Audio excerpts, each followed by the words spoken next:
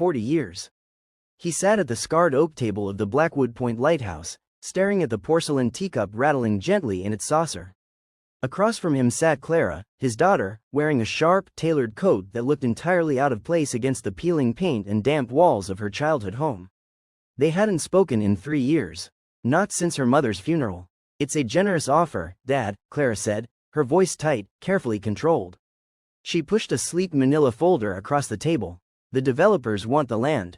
They'll preserve the tower, make it a historic landmark. You wouldn't have to worry about the upkeep anymore." Elias didn't look at the folder. He looked at Clara's hands. They were smooth, manicured, a city dweller's hands. Not like his, which were mapped with scars and calluses from decades of fighting the salt and iron. "Preserve the tower," Elias repeated, the words tasting like ash. "Turn it into a museum for tourists to buy plastic seagulls and overpriced taffy." "They don't want to preserve it, Clara. They want to domesticate it." Clara sighed, rubbing her temples. It was a gesture she had inherited from her mother. "Dad, the foundation is crumbling. The roof leaks in 3 places. You're 72 years old and your knees are giving out. You can't keep climbing those stairs, and you certainly can't afford the repairs." She leaned forward, her professional facade cracking just a fraction. "I just want you to be safe. I want you to have a comfortable retirement." "I am comfortable," Elias snapped. "You're isolated," Clara countered, her voice rising above the wind. "You've buried yourself out here on this rock. When Mom died, you didn't just lose her. You locked the door on the rest of the world. Including me." Silence stretched between them, heavier than the impending storm outside. Elias stood up, his joints popping, and walked over to the small window facing the churning gray sea. "You think the light is just for the ships, Clara. But when the fog rolls in, it's the only thing that proves we're still here."